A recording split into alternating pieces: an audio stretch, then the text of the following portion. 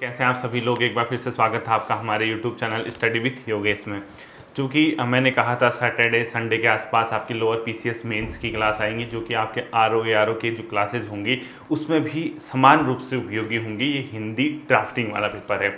इस बार lower PCS का जो मेंस एग्ज़ाम होगा, मैं चाहता हूँ, क्योंकि अब देखिए लगभग जो प्रीलिम्स का रिजल्ट आया, अब उसके बाद जो मैंने ग्रुप बनाया था लोअर पीसीएस मेंस का, उसमें लगभग 3900 कुछ स्टूडेंट मेरे ग्रुप में हैं। तो उसमें चलो कुछ बच्चे ऐसे हैं जो आरओ की तैयारी कर रहे हैं, उनका नहीं था उसमें लोअर पीसीएस का एग्ज़ाम नहीं क्रैक हो पाया। लगभग 2000 स्टूडेंट मुझसे डायरेक्टली कनेक्टेड हैं, जिसका प्रीलिम्स की मतलब हो चुका है, वो मेंस की तैयारी कर रहे हैं। अब एक चीज़ ध्यान देने वाली बात है कि इतना क्या सर हमारा कॉन्फिडेंस लेवल या जो भी है वो धीरे धीरे बूस्टअप होगा। ठीक है, मुझे एक बार जैसे ही हिंदी कंप्लीट होगी, हिंदी में टिप्पणी चला रहा हूँ, मैंने लगभग 3 क्लासेस बनाई है इसकी। ठीक है, इसके बाद आपका लास्ट निविदा या टेंडर आता है, हिंदी ड्राफ्टिंग पूरा हो जाता है।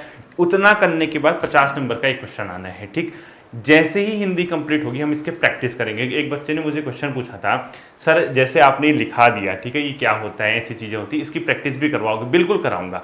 जो हमने थ्योरेटिकली हिंदी ड्राफ्टिंग या हिंदी लेटर राइटिंग के तरीके देखे हैं, क्या होता है, कैसा उसका फॉर्मेट होता है, इसके बाद किस तरीके से क्वेश्चन किए जाएंगे, कैसे क्वेश्चन पूछा जा सकता है, जो कंडीशन दी जाती है वो मैं कराऊंगा। तो 50 नंबर का आपका ये है। ठीक है, उसके बाद ट्रांसलेशन जो है सेकंड पेपर में, वो तो आप खुद करेंगे, हिंदी से इंग्लिश, इंग्लिश टू हिंदी। वो बताने की चीज़ नहीं है, वो आप उतना समय भी नहीं है मेरे पास कि मैं आपको ट्रांसलेशन वगैरह सिखाऊं। होपफुली वो आप कर पाएंगे। ठीक है, एक था निबंध राइटिंग का, लगभग 50 नंबर की शायद निबंध ऐसे राइटिंग होगा, उस पर मैं आपके साथ खड़ा रहूँगा हिंदी के बाद। और 50 नंबर का कुछ और होगा, मतलब 200 नंबर का जो आपका पेपर है। ठीक है, इसके साथ साथ एक और चीज़ मतलब आपको जो ध्यान दे दिए, वो पहला पेपर है जनरल स्टडी वाला, उसका भी होगा, उसका भी आप लोग टेंशन मत लो, वो सब चीज़ें आपकी होंगी।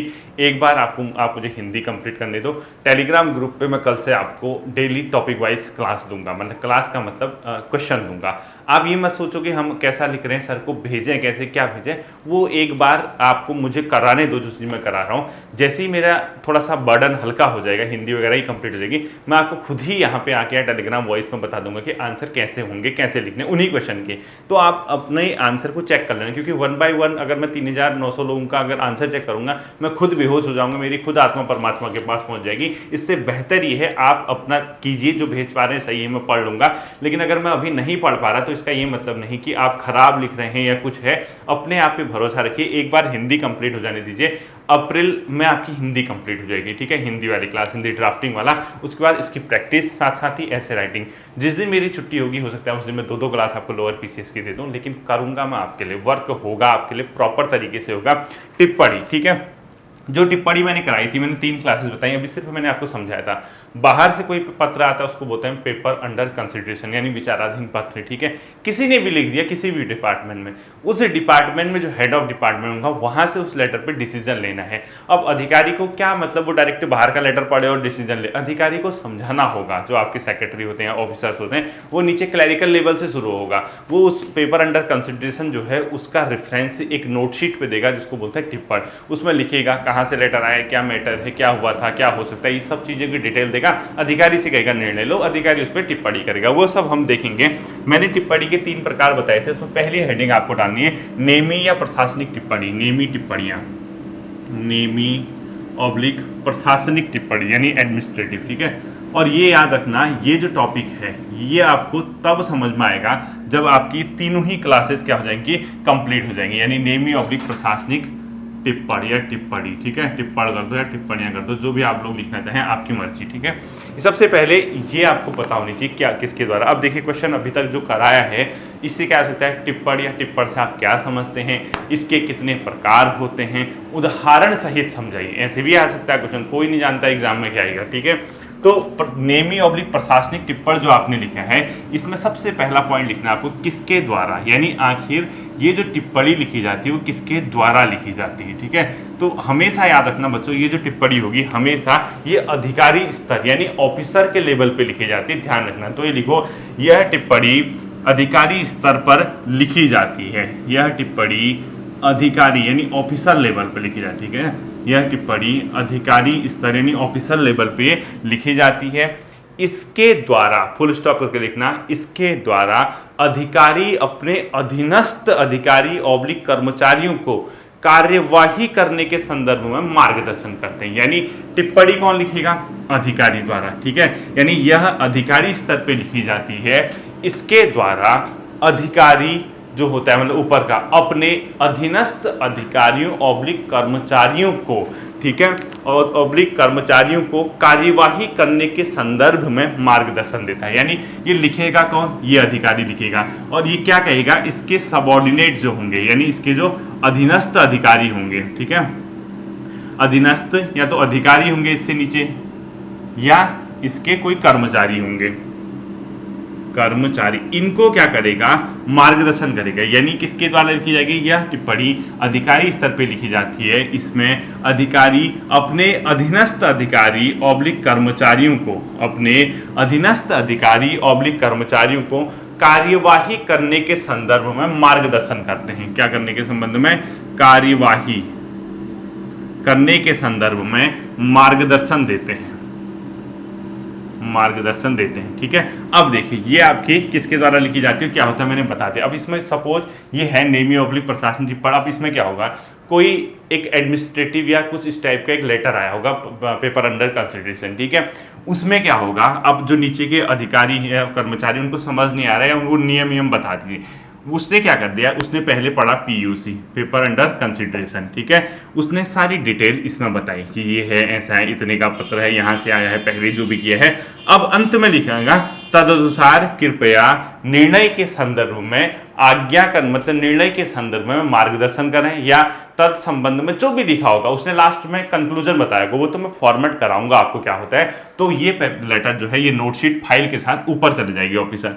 उसने पढ़ा अधिकारी ने, वो बता देगा ये करो करके, बस ये करो कहेगा। वो जैसा ही अधिकारी का निर्णय आया ये करो, तो वो उस पे उस तरीके से काम करेंगे, बात खत्म, ठीक है। अब इसको कैसे समझना है, क्या समझना है, वो मैं आपको बताऊंगा। अभी जितना कह रहा हूं उतना करना। पहले ही हिंट दे दी थी, ये टॉपिक ऐसे समझ नहीं आएगा जब तक कि ये एंड ना हो, जब तक कि इसके प्रैक्टिकली आप इसको समझे ना, ठीक है।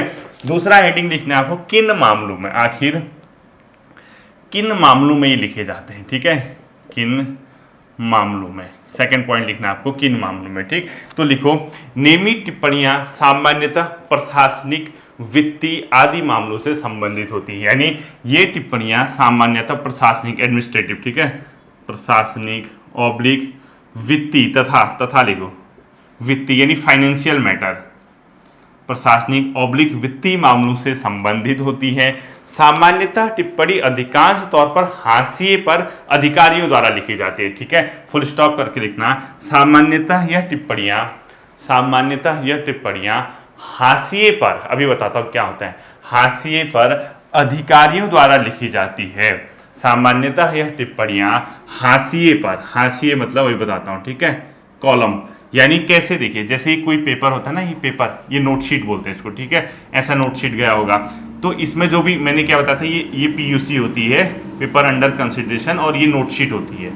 नोटशीट होगी तो यहाँ एक लाइन पड़ी होती है बच्चों, इधर ऐसे, ठीक है, ऐसे एक लाइन पड़ी होती है। तो अधिकारी जो होगा यहाँ लिख देगा, ये क्या करेगा, तत्संबंध में कार्यवाही करें या आदेश निर्गत करें, ये टिप्पणी कर दी उसने, ठीक है। उसने पूरा पढ़ा, उसका डिसीजन चाहिए, ठीक है। माननीय मुख्यमंत्री को मतलब प्रस्ताव को माननीय मुख्यमंत्री के समक्ष लाएं, इस टाइप से, ठीक है। या कहेगा निरस्त करें, या कहेगा फाइल को रक्षित करें, या लिख देगा डिस्कस, लिख देगा, डिस्कस भी लिख सकता है। डिस्कस का मतलब आप चर्चा पे आए, क्योंकि कई बार क्या होता है, वो जो ऊपर का अधिकारी होता है उसको इस पेपर में जो लिखा है इन मैटर को समझ नहीं पाते हैं, स्पष्ट नहीं हो पाती तस्वीर, तो वो क्या करेगा, यहाँ लिख देगा हाशिए पे डिस्कस, यानी विचार कर रहे हैं, वार्ता लिख देगा, हिंदी में ऐसे लिख देगा, वार्ता करें, साइन करके फाइल नीचे भेज देगा। तो ये वार्ता कर रही उसकी टिप्पणी होगी, यानी इस प्रकार से वो हाशिए पर लिख देगा, उसके साइड में लिख देगा। और तो ये किसके द्वारा लिखी जाती है मैंने बताया आपको, और इसमें क्या लिखा होता है मैंने आपको बता दिया। सामान्यतः प्रशासनिक और वित्तीय मामलों से संबंधित होती है। सामान्यतः टिप्पणियां अधिकांश तौर पर हाशिए पर अधिकारियों द्वारा लिखी जाती है। इनका उद्देश्य, आगे लिखना, इनका उद्देश्य मामले को निपटाने के संबंध में, इनका उद्देश्य मामले को निपटाने के संदर्भ में, इनका उद्देश्य मामले को निपटाने के संदर्भ में आदेश ऑब्लिक निर्देश देना होता है। इनका संबंध मामले को निपटाने के संदर्भ में आदेश ऑब्लिक निर्देश देना होता है, ठीक है, आदेश ऑब्लिक निर्देश देना होता है, मामले को निपटाने के संदर्भ में आदेश ऑब्लिक निर्देश देना होता है, हाशिए पर लिखे जाने के कारण इन्हें हाशिया टिप्पणी भी कहते हैं, ठीक है, हाशिए पर लिखे जाने के कारण इन्हें हाशिया टिप्पणी भी कहते हैं, हाशिए पर लिखे जाने के कारण इन्हें हाशिया टिप्पणी भी कहते हैं, हाशिए पर लिखे जाने के कारण इन्हें हाशिया टिप्पणी भी कहते हैं, ठीक है। अब देखो जैसे जैसे आपने पूरा लिखा उसी के नीचे लिख दो जैसे। अब देखो टिप्पणी कैसे लिखी होगी, टिप्पणी मतलब कमेंट ना, छोटा सा एक बार बताओ, आपका अधिकारी ये 2 पेज की टिप्पणी थोड़ा ना करेगा, वो 2-3 पेज थोड़ा लिखेगा, वो इतना बड़ा सा, वो तो सिर्फ लिखेगा ना ऐसा करके, जैसे लिखो जैसे। अब वो क्या क्या शब्द लिख सकता है, जो भी मैटर होगा उसके आधार पे क्या क्या लिख सकता है, जैसे पहले देख लिया धन्यवाद, पहला लिखेगा देख लिया, यानी अधिकारी ने सीन कर लिया, धन्यवाद धन्यवाद, ठीक है, इतना ही लिखेगा, ऐसा भी हो सकता है। यानी वो कहेगा, जैसे कई बार लिखते हैं ना, कोई मैटर होता है, ऊपर के अधिकारी कहते हैं कि निर्णय आप ले लो, लेकिन हम जैसे हम हैं, हमसे कहा कि सेक्शन लेवल पे या अंडर सेक्रेटरी जॉइंट सेक्रेटरी पे डिसीजन कर लो, ऊपर वाले अधिकारी ने, लेकिन हमने जैसे किसी ने निर्णय ले लिया तो अधिकारी को सूचना तो देनी होगी, सर ये कर लिया, तो हम क्या करते हैं, फाइल भेज देते हैं ऊपर, जैसे काम तो कर लिया, तो उनको सीन कराने के लिए, उनको दिखाना है कि सर आप सीन कर लीजिए, वो लिख देगा ऐसे सीन लिख देगा, अपने साइन कर देगा, यानी आपके सीन करने का मतलब उसने सहमति दे दी है, ठीक है, इस टाइप का कुछ लिखा होगा। दूसरा लिख लो मैं सहमत हूं, यानी कोई मैटर भेजा आपने, मैं सहमत हूं, आपने कोई मैटर भेजा और आपने अधिकारी को बताया सर क्या करना है, जो भी उसने पढ़ा उसने कहा कि मैं सहमत हूं, अपने साइन कर दिया, यानी उसकी टिप्पणी वो हो गई, ठीक है। इसी के अलावा कभी ऐसे लिख देगा, कृपया उस अधिकारी का नाम जो भी होगा, जॉइंट सेक्रेटरी, अपर एडिशनल सेक्रेटरी जो भी है, कृपया उसको ब्रैकेट में करो चर्चा करें, यानी उसने डिस्कस लिख दिया, यानी उसके समझ नहीं आया कि मैटर क्या है, बिना डिस्कस के नहीं हो सकता है, तो ऐसे लिख देगा कृपया चर्चा करें, ये टिप्पणी होगी उसकी, ठीक है। इसके अलावा अगला पॉइंट लिखना आपको, प्रशासन संबंधी नियमी टिप्पणियां अक्सर नोटशीट पर लिखी जाती है, ये सब नोटशीट पे लिखी जाती है, तो इसमें ये लिखने की जरूरत नहीं है आपको, ये पॉइंट छोड़ दीजिए, नोटशीट पे तो कॉमन सी बात है। अब क्या होगा, देखो जब आपका एग्जाम होगा, जब ये टिप्पणी वगैरह कंप्लीट रहेंगे ना, मैं आपको टेलीग्राम पे इसके फॉर्मेट भेज दूंगा, क्योंकि मैं खुद शासन पे हूँ, जो रफ बनाते होंगे, रफली टाइप के कोई फॉर्मेट किसी जमाने के होंगे, किस तरीके से होते हैं, क्या होते हैं, मैं ये खुद ही कोई मतलब अपने आप में एक नोटशीट बना दूंगा आप लोगों के लिए, टाइप करके कोई एक मतलब एज्यूम करेंगे हम, एक काल्पनिक पत्र बना देंगे, उसकी नोटिंग बना दूंगा, कैसे कैसे लिखना है वो सब हो जाएगा, टेंशन मत दो, ठीक है। अब देखो आपने क्या लिखा, अगला पॉइंट लिखो, उसमें जैसे आपने ये कंप्लीट कर दिया ना, इसके बाद जैसे यहाँ जैसे करने के बाद यहाँ से लिखो प्रशासन संबंधी, जो मैंने अभी पॉइंट बताया, प्रशासन संबंधी नियमी टिप्पणियां अक्सर नोट पर लिखी जाती है, नोटशीट पर लिखी जाती है, ठीक है, प्रशासन संबंधी नियमी टिप्पणियां अक्सर नोटशीट पर लिखी जाती है। नोटशीट का मतलब होता है बच्चों, देखो फाइल होती है ना, फाइल ये फाइल है, फाइल की 2, इस साइड होगा पीयूसी, पेपर अंडर कंसिडरेशन, विचाराधीन पत्र, और इस साइड होगा एक ग्रीन कलर का चलता है, मैक्सिमम आप ऑफिसों में जाएंगे फाइल देखना आप लोग, यहाँ आपको जो इसको बोलते हैं नोटशीट, क्या बोलते हैं इसको, नोटशीट, यानी इसमें लिखी जाएगी टिप्पणी, ठीक है। तो क्या लिखा आपने, प्रशासन संबंधी नियमित टिप्पणियां अक्सर नोटशीट पर लिखी जाती है। अब नीचे पहला पॉइंट लिखो, मामले पर स्वतः पूर्ण टिप्पणी तैयार करें, ऐसा भी लिखा होगा कभी कभी, नीचे इसकी जैसे पॉइंट 1 करके लिखो, आपने लिखा नोटशीट पर लिखी जाती है, नीचे पॉइंट 1 लिखो, पॉइंट 1 लिखो, मामले पर स्वतः पूर्ण टिप्पणी तैयार करें, ऊपर वाले ने लिख दिया, जो मैटर है खुद ही इस पे टिप्पणी तैयार करें, मामले पर स्वतः पूर्ण टिप्पणी तैयार करें, एक ऐसा दे दिया।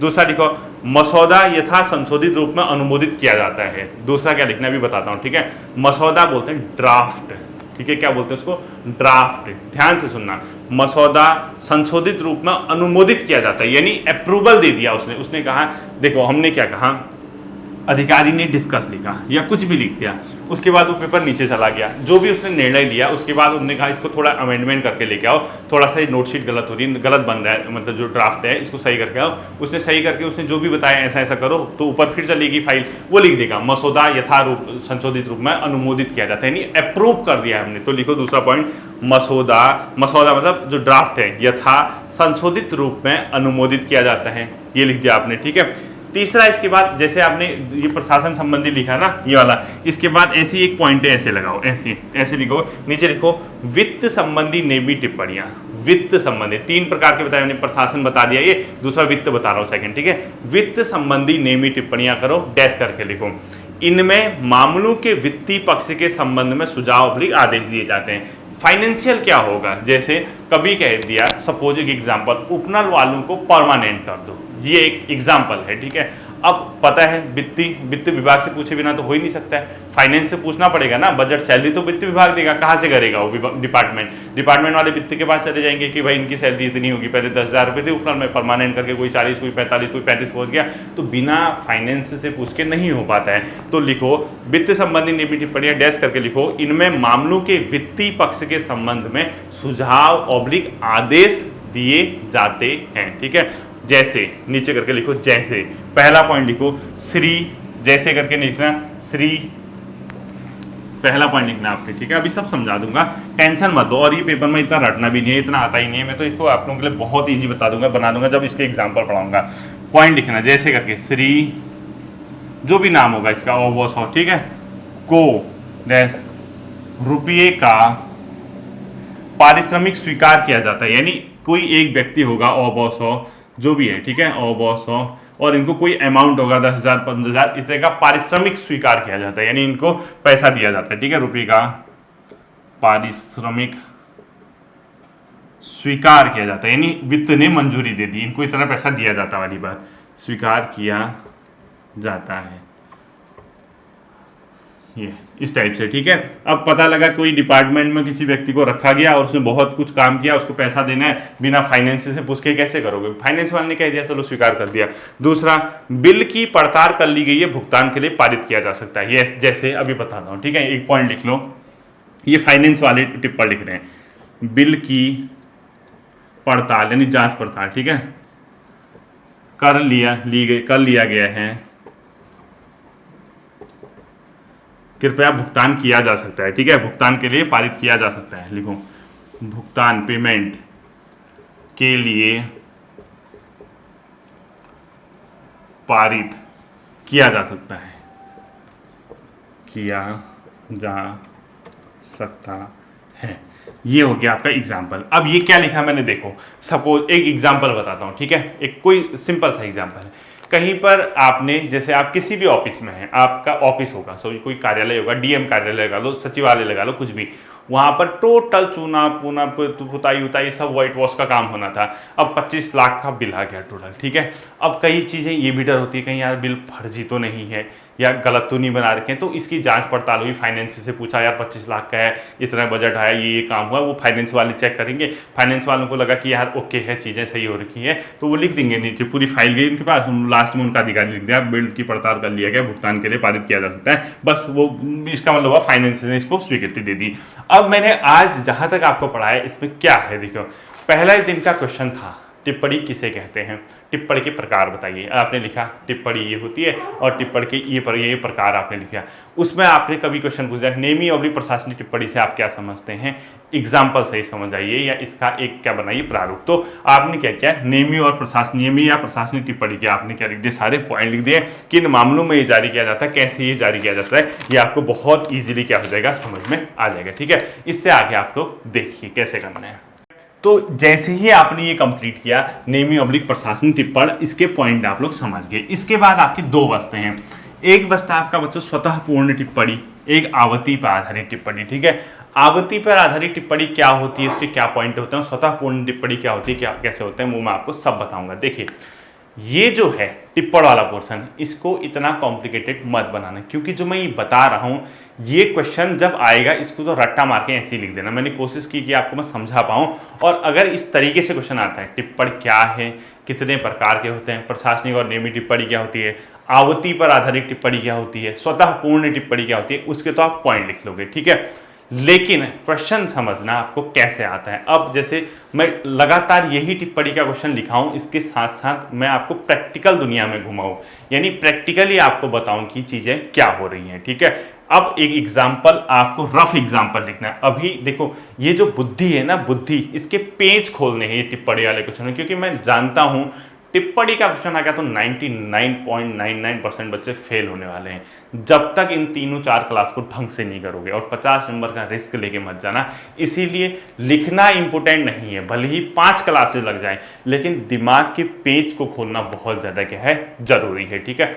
अभी तक जितना पढ़ा उसका एक एग्जाम्पल देखते हैं, रफ एग्जाम्पल। ठीक, क्या लिखोगे हेडिंग, रफ एग्जाम्पल। हो सके तो जहां नोट्स बना रहे वहां नहीं भी लिखोगे चल जाएगा, वहां लिखोगे तो रफ एग्जाम्पल लिख देना, ताकि आपका मतलब rough example as a diagram लिख दो, विथ डायग्राम, क्योंकि लिखना बहुत आसान हो जाएगा जब चीजें आपके दिमाग में होंगी, एक फ्रेम बनेगा।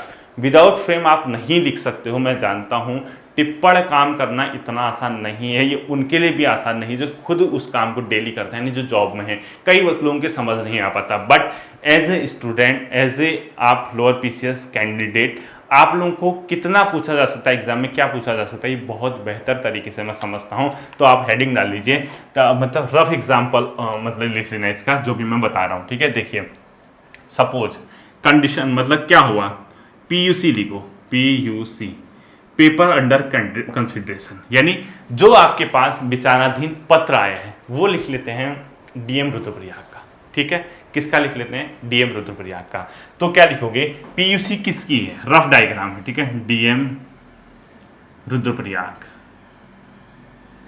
यानी इसका क्या मतलब है, यानी जो पीयूसी है यानी पेपर अंडर कंसिडरेशन, जिस पे हमने विचार करना है, वो लेटर आया है डीएम रुद्रप्रयाग की ओर से, यानी भेजने वाला कौन है, डीएम रुद्रप्रयाग, और उसके कोई डेट होती होगी, दिनांक, उस लेटर का कोई भी दिनांक, सपोज आज कितनी है वही दिनांक हम लोग इस पे डाल देते हैं, और ये सपोज एग्जाम डेट कितनी है आज 17/4/2022 हम ये लिख देते हैं, जो भी डेट है 17 अप्रैल 2022। मैं ये नहीं बता रहा हूँ कि बच्चों ऐसे लिखोगे, आपके पास ये कंडीशन दी गई होगी।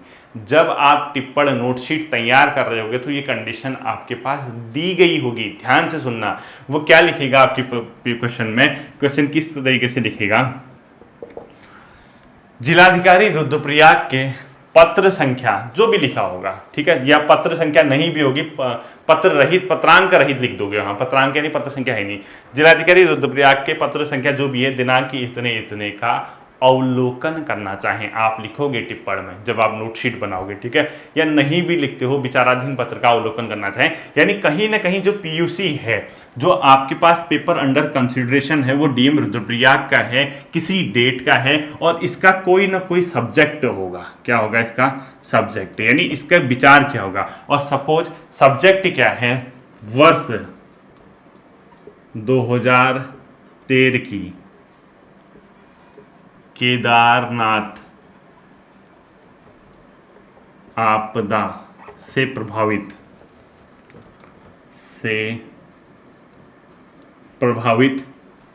व्यक्तियों को राहत राशि प्रदान किए जाने विषयक, प्रदान किए जाने विषय। ठीक है, यानी क्या मैं कहना चाह रहा हूं, आप ये समझने की कोशिश करना, ये रफ है आपका, यानी आपके पास कुछ भी कंडीशन हो सकती है। तो मैं कंडीशन दे रहा हूं, पीयूसी पेपर अंडर कंसिडरेशन, विचाराधीन पत्र, ये है, डीएम रुद्रप्रयाग ने भेजा एक लेटर, सचिव माननीय मुख्यमंत्री कह दो, या सचिव आपदा कह दो, जिसको भी कह सकते हो, किसको कह दो आपने, ये किसको भेजा गया है डीएम रुद्रप्रयाग के द्वारा, सचिव आपदा, सचिव आपदा को ये लेटर भेजा गया होगा। ठीक है, इस लेटर में ये मैटर था कि वर्ष 2013 की केदारनाथ आपदा के दौरान जो व्यक्ति या जो समूह या जो जान माल की हानि हुई थी, उसके संबंध में राहत राशि उपलब्ध कराएं। यानी आपदा प्रबंधन जो डिपार्टमेंट है, उसकी एक निधि होती है, एक फंड होता है, वो पैसा देता है, रिलीज करता है उसमें। ठीक है, सिर्फ डिजास्टर के केस में तो वो जियो होगा, उसका एक नियम होगा। और जो डीएम रुद्रप्रयाग है, उसने पूरी आख्या भेजी, उसने कहा ये प्रभावित हुए हैं, ये समूह प्रभावित हुआ है, यहाँ इतने का नुकसान हुआ है, इतने इतने का, वो एक एस्टिमेट बना के भेजेगा। और उसने ये कहा कि लगभग हमें 2 करोड़ रुपया चाहिए, सपोज 2 करोड़ की हमें जरूरत है। ठीक है, तो पीयूसी में क्या कह रहा है, पीयूसी क्या है, पीयूसी आई आपके पास आ गई, आपके सेक्शन में आ गई, आपने वो लेटर पढ़ा। अब ये डायरेक्ट ऐसा नहीं कि डीएम रुद्रप्रयाग का लेटर सचिव आपदा के हाथ में चला जाएगा, वो पढ़ेगा और वो क्या करेगा, जिसके नाम आई है वो भेज देगा अपने 0 लेवल पे, जहां से ये फाइल चलना शुरू होता है, यानी जो सबसे बेसिक लेवल होता है चाहे किसी भी डिपार्टमेंट का हो, वहां ये लेटर भेज देगा। चाहे अब सचिव को भेज रहा है तो सचिव को भेज रहा है तो कहीं ना कहीं सेक्शन को भेज देगा, यानी वो अपने से नीचे नीचे भेजता रहेगा। देखो सचिव है, इससे नीचे का अधिकारी मैंने परसों बताया था आपको एडिशनल सेक्रेटरी होता है, वो उसको मार्क कर देगा। एडिशनल सेक्रेटरी के नीचे का होता है ज्वाइंट सेक्रेटरी, वो उसको मार्क कर देगा। ज्वाइंट सेक्रेटरी के नीचे होता है डिप्टी सेक्रेटरी, वो उसको मार्क कर देगा। लेटर नीचे आते रहेगा। डिप्टी के नीचे होता है अंडर सेक्रेटरी, वो उसको मार्क कर देगा। अंडर सेक्रेटरी के नीचे होता है सेक्शन ऑफिसर। बस सेक्शन ऑफिसर चाहे तो आरओ को दे देगा। आरओ के नीचे फिर होता है computer operator, ARO, computer operator, Upnal कर्मचारी, जो भी जहां होंगे, ये एक पूरा स्ट्रक्चर है। ठीक है, तो आपका सचिव आपदा जो है इसको लेटर भेजा गया और लेटर नीचे पहुंच गया। ठीक है, नीचे कहां पहुंच गया, सपोज सेक्शन में पहुंच गया, सेक्शन ऑफिसर के पास पहुंच गया ये लेटर। ये पूरा मैटर था। ठीक है, ये रफ डायग्राम बन रहा आपका। अब क्या होगा, नोटशीट लिखनी है, यानी नोटिंग होनी है। कैसे होनी है, क्या होनी है, वो बताता हूं। सेक्शन ऑफिसर के पास जैसे ही लेटर पहुंचा, सेक्शन ऑफिसर ने क्या किया, अपने समीक्षा अधिकारी को या खुद के स्तर से नोटशीट बनाना शुरू किया। ठीक है, ये होती है बच्चों फाइल। फाइल के अंदर एक जो लेफ्ट हैंड सीट पे होता है, इसको बोलते हैं नोटशीट, इसी को बोलते हैं, इसी में लिखी जाएगी। ठीक है, नोटशीट। और ये जो पेज होता है यहाँ पर फाइल पे लगा दिया जाएगा वो letter PUC, paper under consideration, यानी इसको बोला जाता है विचाराधीन पत्र जो है, जो आया है DM रुद्रप्रयाग का। ठीक है, ये होगा। अब क्या करेंगे ये लोग, देखो मैंने पूरी आपकी हायरार्की सिस्टम बताया था। मैंने क्या कहा, यहाँ से शुरू होगा, सबसे नीचे होगा SO सेक्शन ऑफिसर, उसके ऊपर होगा, ये ऊपर को बढ़ रहा है, बढ़ता हुआ क्रम में, गलत मत समझना, अंडर सेक्रेटरी, उसके ऊपर होगा डिप्टी सेक्रेटरी DS, उसके ऊपर होगा ज्वाइंट सेक्रेटरी, उसके ऊपर होगा एडिशनल सेक्रेटरी, उसके ऊपर होगा सेक्रेटरी किसी विभाग। अभी हम सेक्रेटरी तक ही देखते हैं, फिर इसके बाद होता है एडिशनल चीफ सेक्रेटरी, फिर चीफ सेक्रेटरी, फिर CM आता है डायरेक्टली। ठीक है, अब देखिए ये लेटर सपोज इस स्तर पे डिसीजन, और हर लेटर का एक लेवल होता है कि कहां पर उसका डिसीजन होना है फाइनल। ठीक है, ये PUC आएगी। अब ये हैं इस लेवल से लिखना शुरू करेंगे। जहां से लिखना शुरू करेंगे वो अपने बड़े वाले अधिकारी को लिखेगा, बस वो डायरेक्ट यहां नहीं लिख देगा। जो होगा बाई चांस अगर ये किसी डिपार्टमेंट में ये पद नहीं है, मतलब किसी अनुभाग में, तब वो डायरेक्ट ज्वाइंट सेक्रेटरी को लिख सकता है, चाहे तो एडिशनल सेक्रेटरी को लिखेगा। जो पद नहीं होगा उसको छोड़ देगा। सपोज ये लिखना शुरू हुआ, और लिखना शुरू होने का मतलब SO यानी सेक्शन ऑफिसर ने लिखना शुरू किया उस PUC को रेफरेंस लेते हुए, जो पेपर अंडर कंसिडरेशन, वो क्या लिखेगा, SO लिख रहा है तो अपने से बड़े को लिखेगा। ठीक है, ऐसे लिखेगा। देखो ये हो रही है नोटिंग, देखो अनुसचिव यानी अंडर सेक्रेटरी जिसको मैंने बोला। ठीक है, अनुसचिव ऐसे डैश, या जिस विभाग का है, अनुसचिव आपदा प्रबंधन है, इसका है, क्योंकि आपदा प्रबंधन का लेटर है तो उसी डिपार्टमेंट में चलेगा ना, आपदा प्रबंधन विभाग। ठीक है, ये लिखेगा ऐसे डैश।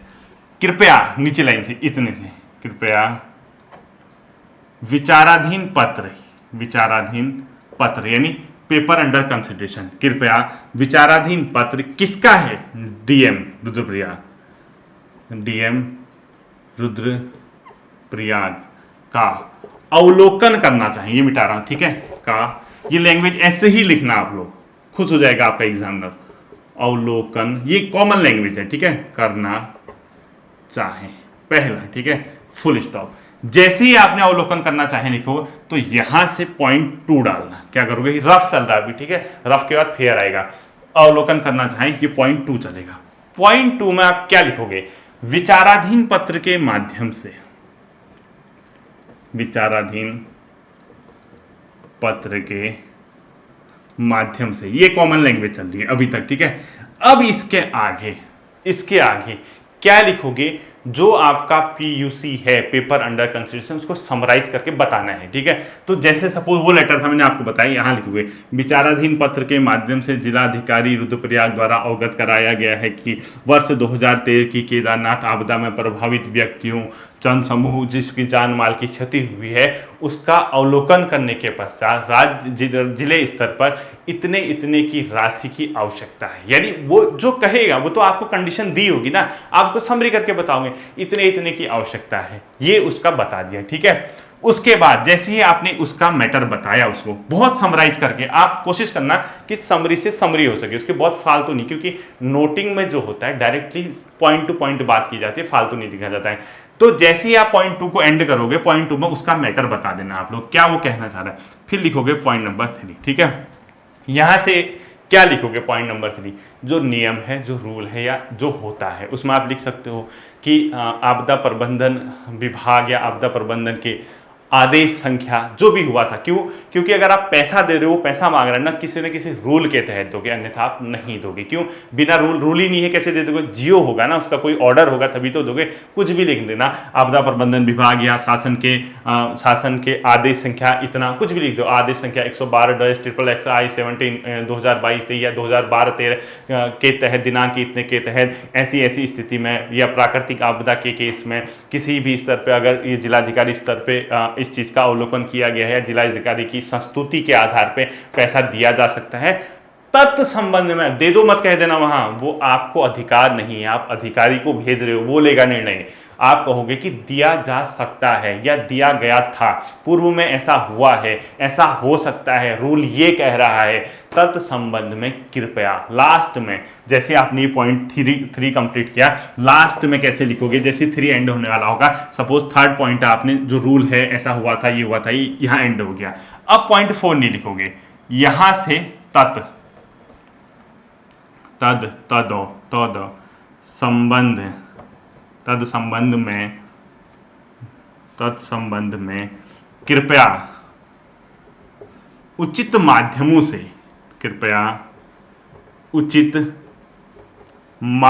से, ये क्यों लिखा मैंने उचित माध्यमों? हाईलाइट कर देना, आपके एग्जामिनर का दिल गुदगुद हो जाएगा, कहेगा यार इतना कैसे इंटेलिजेंट है ये बच्चा, ये तो बिल्कुल ऐसा लग रहा है कि नौकरी में आने से पहले ही इसको सब चीज पता है।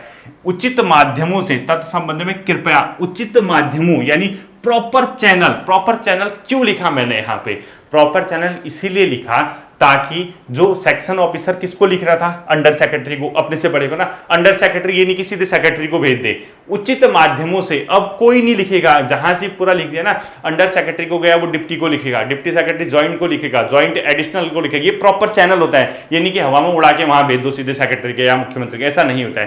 कृपया तत्संबंध में कृपया उचित माध्यमों से पत्रावली को, जो फाइल में हमने पूरा डिस्कस कर दिया, तत्संबंध में कृपया उचित माध्यमों से पत्रावली को सचिव आपदा प्रबंधन को भेजना चाहें या आपदा प्रबंधन को निर्णयार्थ भेजना चाहें या दिशा निर्देश हेतु भेजना चाहें या अवलोकन हेतु भेजना चाहें, जो लिखते हो तो निर्णयार्थ लिखना। क्योंकि आपने क्या किया, आपने बताया कि लेटर किसका है, आपने मैटर बता दिया, आपने रूल बता दिया, अब आपके हाथ में नहीं है। आप ये नहीं कि ऐसा दे दो पैसा, दे दो, पता लगा वहां क्लैरिकल लेवल पे लिख दो, दे दो पैसा, दे दो, सेक्रेटरी घर ही आएगा मारने के लिए, ठीक है? ऐसी गलती मत करना। फिर होता क्या लास्ट में, तत्संबंध में कृपया उचित माध्यमों से पत्रावली को सचिव, लास्ट में लिखना, तत्संबंध में कृपया पत्रावली को उचित माध्यमों से सचिव, क्योंकि आपको जिसको आया है, जो डिसीजन लेने का पावर जिसका, सचिव आपदा प्रबंधन को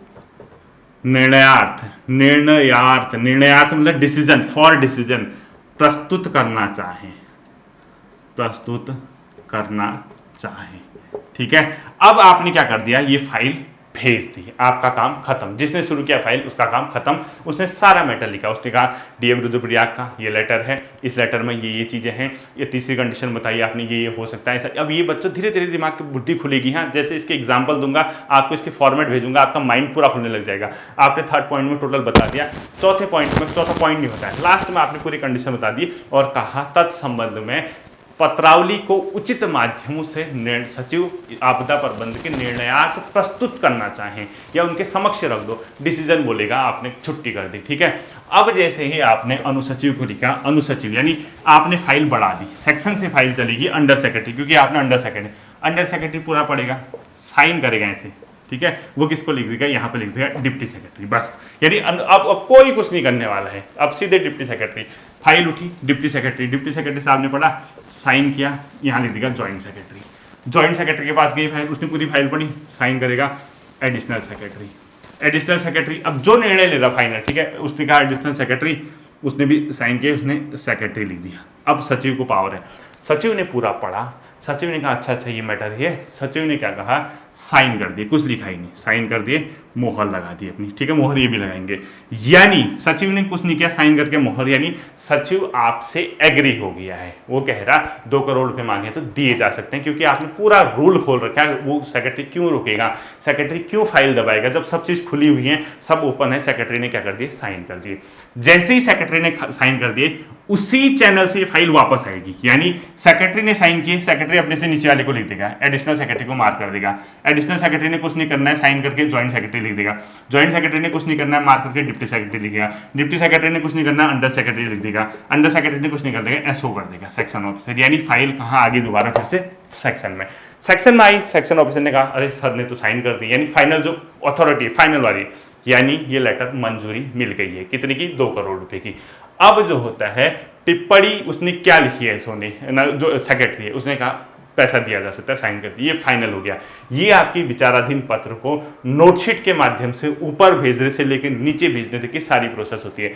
इसके बाद अब क्या होगा, आप कहोगे सर उसको पैसा कैसे मिलेगा, फिर ये सेक्शन लेवल पे अब जो लेटर बनता है उसी को बोलते हैं आलेख, ड्राफ्ट। इसी को बोलते हैं क्या, ड्राफ्ट, ड्राफ्टिंग। यानी अब इसको मंजूरी मिल गई है, हम सीधे सीधे सेक्रेटरी के लिए, क्योंकि सेक्रेटरी ने साइन किए, वही अथॉरिटी थी, सचिव आपदा प्रबंधन, वो लिखेगा सेवा में, जो लेटर लिखते हो सरकारी पत्र, सेवा में, किसको, डीएम रुद्रप्रयाग, डीएम रुद्रप्रयाग ऐसे लिखोगे।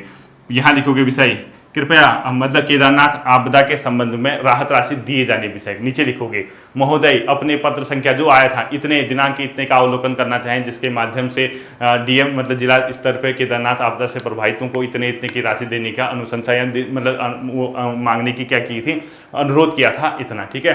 तो शासन में उचित निर्णयार्थ, यानी शासन स्तर पर उचित मतलब शासन स्तर पर निर्णय के फलस्वरूप, या लिखोगे शासन स्तर पर सम्यक विचारोपरांत मतलब डिस्कस यानी विचार करने के बाद यह निर्णय लिया गया है कि इतने इतने करोड़ की राशि आपके पटल पर रख दी जाएगी, यानी आपके पटल पर स्वीकृति मिली है या आपको मतलब कर दी जाएगी, जिसका ड्राफ्ट इसके साथ अटैच है। कृपया तत्संबंध में अवगत होना चाहें या आप इस राशि को स्वीकार करना चाहें, बस बात खत्म, फाइल बंद रख दी जाएगी। ये होती है टोटल प्रोसेस। हालांकि आपका ये आलेख्य वाला जो है, ये सरकारी पत्र जो होते हैं वो यही होते हैं, जो सरकारी पत्र अर्ध सरकारी बताया था ना मैंने, सरकारी पत्र लिखते हो कि ये आप इसकी ओर से इसको ये लेटर लिखो, वो नोटिंग होने के बाद की प्रोसेस होती है। नोटिंग तक की जो प्रोसेस है वो टोटल यही है। ये था रफ डायग्राम। अब एटलीस्ट आपके दिमाग की एक पुर्जा तो आपका खुल ही गया होगा कि आखिर मोटा मोटा अनुमान क्या है, ठीक है। होपफुली ये क्लास आपके समझ आई होगी। इसको एक बार फिर से आप सुनने की कोशिश करना, बहुत इजी तरीके से आपके टिप्पणी समझ में आ जाएगी। 2-3 क्लासेस में इसके लूँगा और बहुत अच्छे से आपको इसको तैयार करूँगा। फिर मिलते हैं अगले सेशन में, अपना ध्यान रखिए, थैंक यू।